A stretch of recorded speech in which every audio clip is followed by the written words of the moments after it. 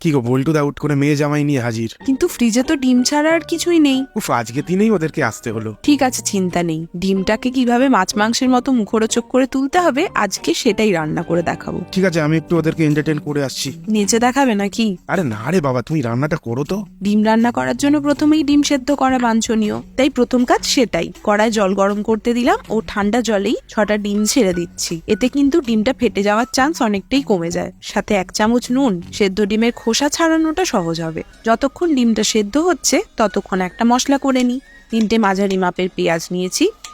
ছাল চামড়া তুলে পরিষ্কার করাই আছে, শুধু 4 টুকরো করে নেব। ছোট আদার টুকরো আরও ছোট ছোট করে কেটে নেব। আর আছে 7 থেকে 8 কোয়া রসুন এবং প্রয়োজন মতো কাঁচা লঙ্কা। শুকনো মশলাগুলো এক জায়গায় করে নেব। এই এলাচগুলো খুবই ছোট ছোট, তাই 7টা 8টা নিলাম, না হলে 3-4টেই যথেষ্ট। একটা দারচিনির টুকরো, 4টে লবঙ্গ, 1 চামচ গোটা জিরে আর 1 চামচ গোটা ধনে, কয়েকটা সামরিচ আর একদম পুচকি একটা জায়ফল। কড়াতে অল্প সাদা তেল গরম করে শুকনো মশলাটা দিয়ে দিলাম। তবে তেল খুব বেশি গরম করবেন না, তাহলেই মশলা পুড়ে যাবে। তার সঙ্গে সঙ্গেই পেঁয়াজ, আদা, রসুন, কাঁচা লঙ্কাটাও দিয়ে দিলাম।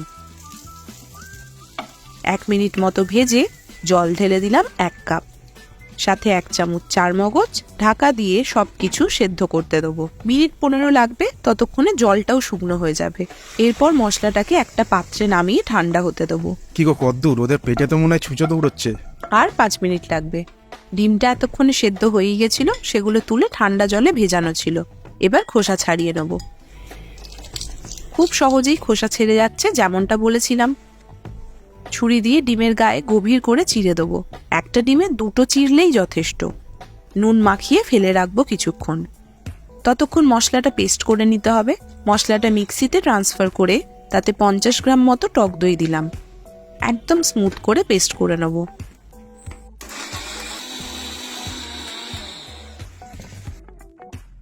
হয়ে গেছে। কড়াতে তেল গরম করতে দিচ্ছি। ডিমগুলো ভাজতে দিলাম। কড়াই দেওয়ার সাথে সাথে এইভাবে চেরা জায়গাগুলো খুলে খুলে যাবে। এর ফলে তেল মশলা ভেতর অবধি খুব ভালো করে পৌঁছাবে। বেশি কড়া নয়, হালকা ভেজেই ডিমগুলো তুলে রাখবো।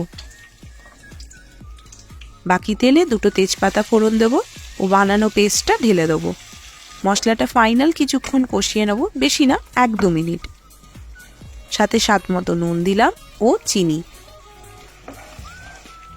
মশলা কষা হয়ে তেল ছাড়ছে। এই সময় মিক্সিটা ধুয়ে জল দিয়ে দিলাম গ্রেভি বানানোর জন্য। অল্পই দিলাম।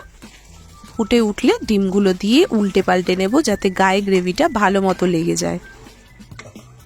শেষে 1 চামচ ঘি দিয়ে মিশিয়ে নিয়ে রান্না শেষ করুন এবং সবাইকে খাইয়ে চমকে দিন তো।